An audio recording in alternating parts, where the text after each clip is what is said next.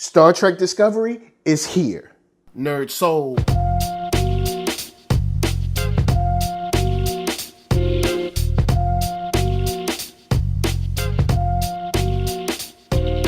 LeIllKid at OneYoungsta, holding it down, bringing that StreetGeek and NERDSoul. What is up, my people, today?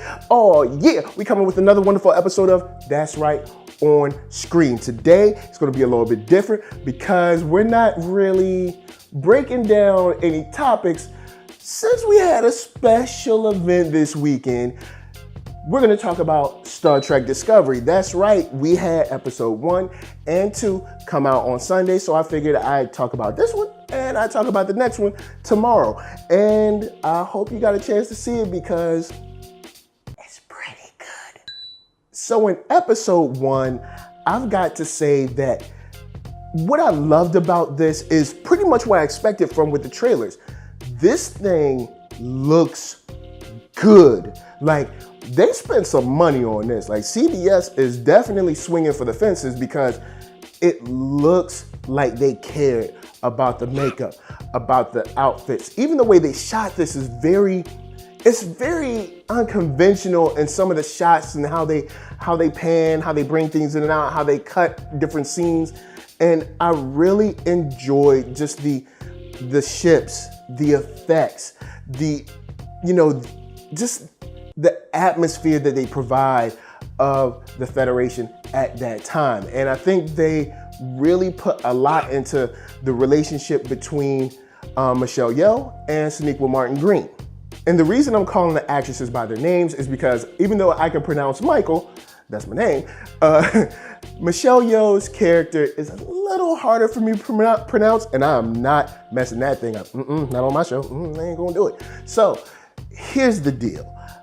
Not only did they spend a lot of money on this, but I love the idea of the Klingons having this sort of, I guess you could say, kind of messianic prophecy deal where you create a base for these people or this race that are already they're already a warrior clan. Everybody knows Klingons. They don't back down from a fight. But now you're giving them like this, I guess, ideology, this feeling, this belief to throw their weight behind. And when you have something like that, you have a very volatile situation. So for a story point, I'm really digging it because now you've got people that have something to rally behind. They have someone to say, this guy is going to lead us into the future. He's going to be the great unifier. He's going to be the guy that pretty much puts us on his back and unites the empire once again, because our empire was strong and our empire was blah, blah, blah. And we want that power back. And you get into a dangerous situation when you're dealing with someone who says they want power for everybody, but then it seems like maybe he wants a little bit for himself. But let's back away from that for a second and get to the intro and the animation for the show, which is also something that I really dig. I love I guess show intros and even credit sequences that are like high quality animation, a lot of shapes, a lot of techniques, movement and things like that. That's something that I like. And then the music behind the intro and also in the show as well, it just swells, it brings emotion. They killed it, man, on all fronts. I am so glad that this show is back. And regardless of what may have happened before or what was said before Sunday, on Sunday, I was into this show, man. Like, the captain's relationship with the number 1 is so interesting because it's almost like an older sister relationship, and then sometimes it's almost like a mother relationship, and then sometimes it's like they're friends, but you can see that they play out their history well. And you can see the trust between them. And I really like how natural it seemed, because for someone who's coming into this new series with seeing the positive and negative stuff, I didn't know how their relationship would play out, but Michelle Yeoh and Sonequa Martin Green really put forward what the basis of this ship's mission is about. So I guess maybe I should talk about the mission a little bit. The mission, there's two missions. Actually, when we open up and we find them on the desert planet, or what seems like a desert area of a planet, and they open up the well, they gotta make sure that they don't make contact because they don't wanna mess with the indigenous culture.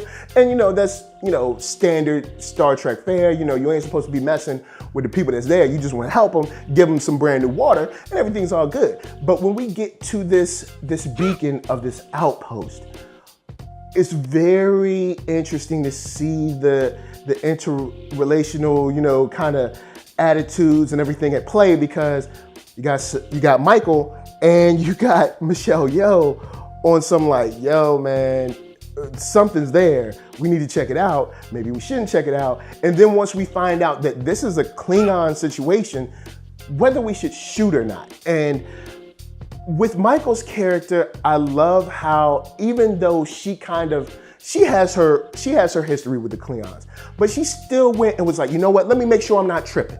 Let me go talk to, I can't remember homie's name, but the Vulcan cat. Let me go talk to Varric. I think it's Varric, but you guys will probably rip me up if it's not Varric, but I think it is. So anyway, she goes and talks to him, and it's cool to see that even though she knows what she knows, she's not against being, you know what, let me get a second opinion.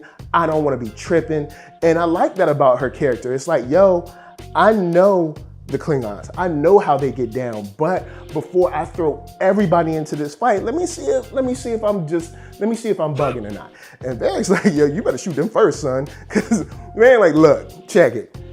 I know how they do. So if I were you, I'd be safe and fire a bullet over there. So it's just interesting to see how she tries to get the captain to see what she sees. But of course, the captain is also like, yo, man, you don't know what war is like. You know what I'm saying? A lot of people gonna die. And that's why we don't shoot first. Federation doesn't shoot first because we don't want needless lives lost. But regardless, when all those ships show up, that is a straight crap show. Because, they leave us hanging. We don't know what's going to happen next. But I bet you at least a little piece of Michelle Yeoh's character, the captain, was thinking, maybe we should have shot a photon over there. But anyway, guys, let me know what you think. Holler at me. I'm going to holler at you.